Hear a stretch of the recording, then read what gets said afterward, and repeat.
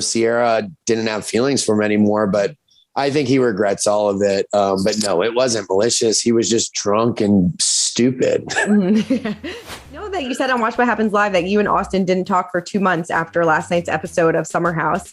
Probably I know why, but how did that kind of happen and how did you guys start talking again? Just tell me a little bit more about that.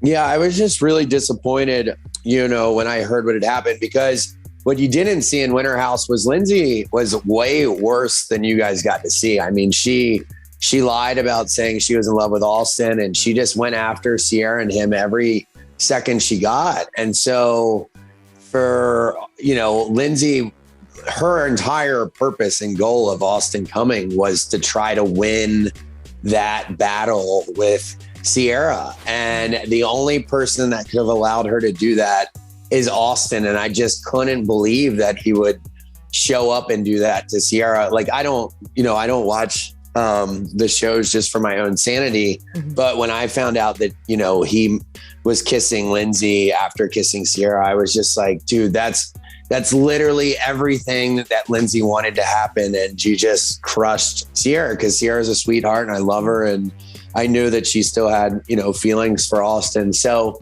I was just really disappointed in him. Him and Paige fight like siblings anyway. Whatever happened with them, obviously I wasn't happy about either.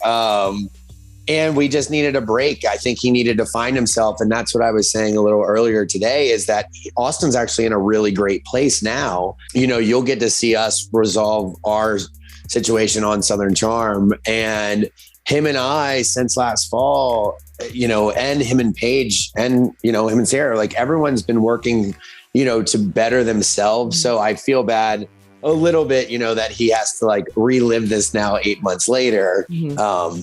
But at least, current day, we're in a great spot. Him and I are about to go on tour and we've worked through all of our issues. But yeah, that wasn't the best showing. No, it definitely wasn't. Are he and Sierra in a good place? And do you think he knew what he was doing?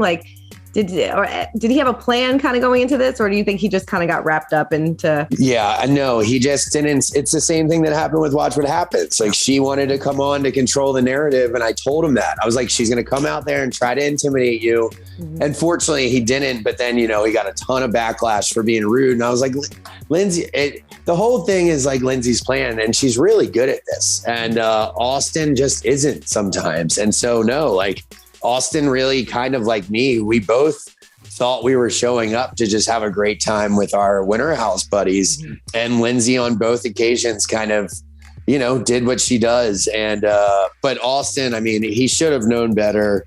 He says it's just he just didn't understand. He really thought that, Sierra didn't have feelings for him anymore, but I think he regrets all of it. But no, it wasn't malicious. He was just drunk and stupid. Does this spill over into Winter House? And did you ever apologize for Lindsay for calling her a loser or anything like that?